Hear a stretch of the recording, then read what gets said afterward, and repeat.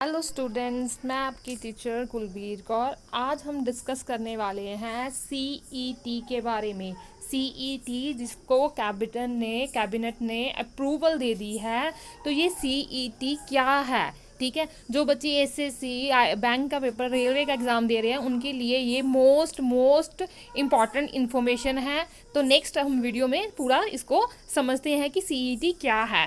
तो सीईटी क्या है? ये कॉमन एलिजिबिलिटी टेस्ट है, कॉमन एलिजिबिलिटी टेस्ट। ठीक है, और इसको कौन रिक्रूट कराएगा? ये national recruitment agency, national recruitment agency. तो सीईटी क्या है, तो इसके बारे में हम जानते हैं। ठीक है, तो कैबिनेट ने इसको अप्रूव किया है।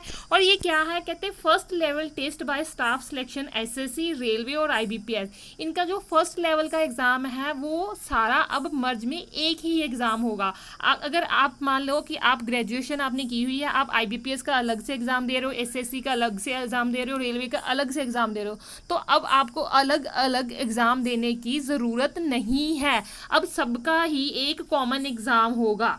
ठीक है, सिर्फ एक कॉमन एग्जाम होगा कि आप सबके लिए एलिजिबल हो जाएंगे। जो आपके स्कोर हैं वो एसएससी के लिए भी एलिजिबल होंगे, आरआरबी के लिए भी होंगे, मींस रेलवे के लिए भी होंगे, और आईबीपीएस के अंदर जो भी एग्जाम आते हैं अब उनके लिए भी एलिजिबल हो जाएंगे। अब आपको सभी अलग अलग से एग्जाम नहीं देने पड़ेंगे। क्लियर? तो इसके बारे में कुछ और जानते हैं। जो सीईटी है ये फर्स्ट लेवल का एग्जाम लेंगे, जो फर्स्ट एग्जाम होता है वो इनके द्वारा लिया जाएगा। ठीक है, तो नेक्स्ट क्या है? तो ये 3 लेवल में होगा। जिन्होंने 10th पास की है उनका अलग लेवल का होगा, 12th पास का अलग लेवल का होगा, जो ग्रेजुएट की है, जिन्होंने ग्रेजुएशन किया है उनका अलग होगा।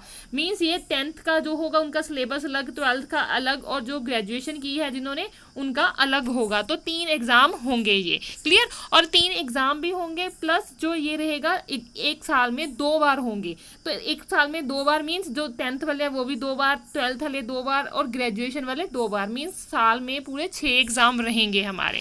क्लियर? तो ये इनके जो टेस्ट सेंटर होंगे वो ये आपके डिस्ट्रिक्ट में ही बनेंगे। आपको ज़्यादा सफ़र करने की ज़रूरत नहीं पड़ेगी। पहले क्या होता था कि आपका 200-300 कई बार किलोमीटर दूर है, जो कई बार रेलवे का एग्ज़ाम इतनी दूर बनता है, तो इसमें क्या होगा? आपके डिस्ट्रिक्ट में ही आपका एग्ज़ाम होगा। ठीक है, तो नेक्स्ट इसकी फैसिलिटी क्या है? मल्टीपल जो एग्ज़ाम होते हैं वो सारे आउट हो गए। क्लियर? तो इसका आप में अगर जो बच्चे फाइनेंशियल प्रॉब्लम के कारण इन सारे एग्ज़ाम नहीं भर पाते थे कि नहीं हमारा फाइनेंशियल अच्छा नहीं है, तब उनके लिए भी बहुत फ़ायदा रहेगा कि उन्हें सिर्फ एक ही एग्ज़ाम देना है, एक ही फीस भरनी है, और आप मल्टीपल एग्ज़ाम्स के लिए जो हो एलिजिबल हो जाओगे। क्लियर? तो वही है। तो इसमें क्या, रिक्रूटमेंट साइकिल जो है रिड्यूस होगा। क्लियर बच्चा? तो देखें नेक्स्ट और क्या है इसमें। कहते गवर्नमेंट जो है appear separate examination conducted by multiple recruitment agency for various post which is similar eligibility condition. तो कंडीशन भी सेम। आपको पता है आईबीपीएस पीओ देना है तभी हमें ग्रेजुएशन चाहिए, सीजीएल देना है तभी ग्रेजुएशन चाहिए।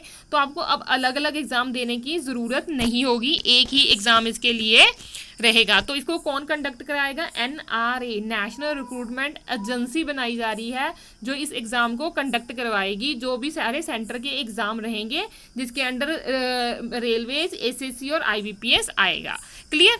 तो अब नेक्स्ट है जो रहेगा major relief to poor candidate. मैं आपको पहले बोल चुकी हूँ, जो पुअर कैंडिडेट है जिनका फाइनेंशियल अच्छा नहीं रहता है उनके लिए ये बहुत लाभदायक है। क्लियर? वो अलग अलग से इतने एग्ज़ाम नहीं भर पाते थे, अब उनके लिए एक सिंगल एग्जाम हो गया है, तो उन पर फाइनेंशियल बर्डन है वो बहुत कम हो गया है। और वीमेन कैंडिडेट को भी बेनिफिट हो गएगा कि उनको टेस्ट सेंटर के लिए, उनके टेस्ट सेंटर की बहुत ज़्यादा प्रॉब्लम आती थी। वो दूर जाके, जहाँ उनका सेंटर कई बार दूर बनता था तो वो ज़्यादा दूर जाके अपना एग्ज़ाम नहीं दे पाते थे।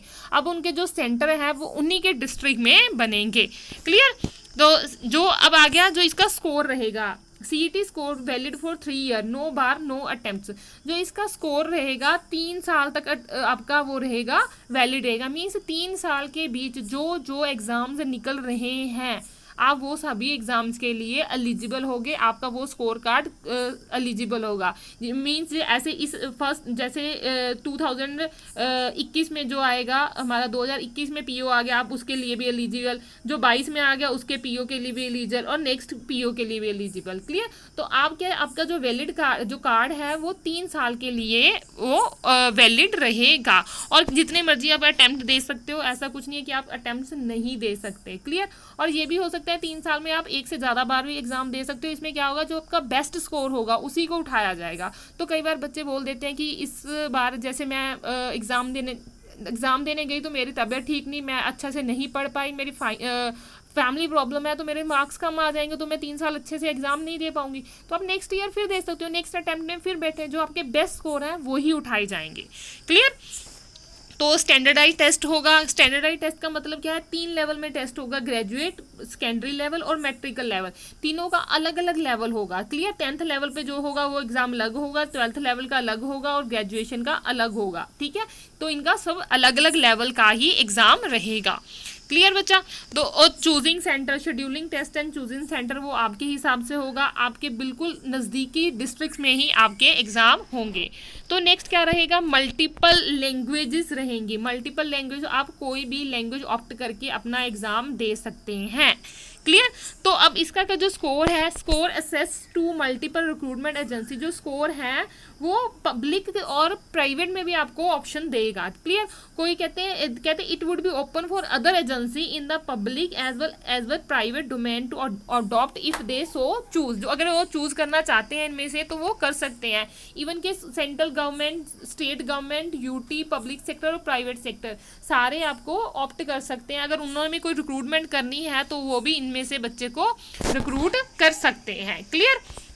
तो रिक्रूटमेंट जो साइकिल होगा वो शॉर्टर हो जाएगा, वो कम टाइम में ज़्यादा रिक्रूटमेंट हो सकती है। क्लियर।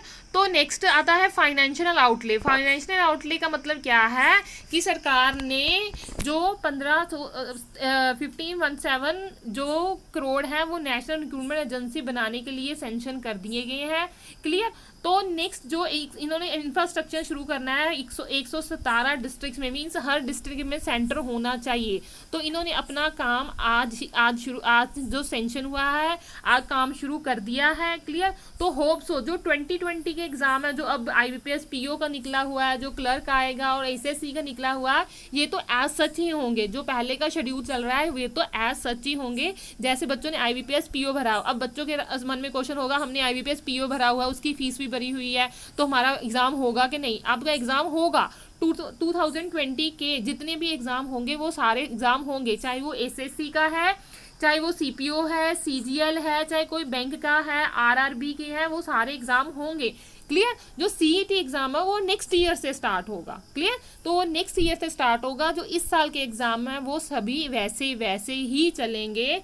जो नेक्स्ट बच्चे जो नेक्स्ट एग्जाम दे रहे हैं, अगर आप नेक्स्ट ईयर के लिए जाते हो तभी ये CET आएगा। वो तो आप CET में बैठ सकते हो। 2020 में जो रिक्रूटमेंट है, 2020 की जो रिक्रूटमेंट रहेगी उसमें कोई भी बदलाव नहीं आएगा। बच्चा एक जब अप्रूव किया जाता है, किसी को सैंक्शन किया जाता है, तो उसमें उसको बनने में भी, उस चीज़ को लागू होने में भी टाइम लगता है। क्लियर। तो ये आज ज़रूर कैबिनेट ने इसको अप्रूव कर दिया है, तो इसको सैंक्शन होने में टाइम लगेगा, तो नेक्स्ट ईयर तक ये चालू होगा। क्लियर। तो इसके अलावा जो इसका सिलेबस रहेगा उसके रिगार्डिंग अभी कोई भी नोटिफिकेशन नहीं है। अगर आप 10th में हो तो क्या सिलेबस रहेगा, 12th का क्या रहेगा, ग्रेजुएशन का क्या रहेगा, मे बी कुछ क्राइटेरिया चेंज हो सकता है, पर इनकी जो ऑफिशियल नोटिफिकेशन सिलेबस के बारे में आएगी तो वो नेक्स्ट वीडियो में हम डिस्कस करेंगे। इसके बारे में आपको कोई भी डाउट है तो आप कॉमेंट सेक्शन में पूछ सकते हैं। क्लियर।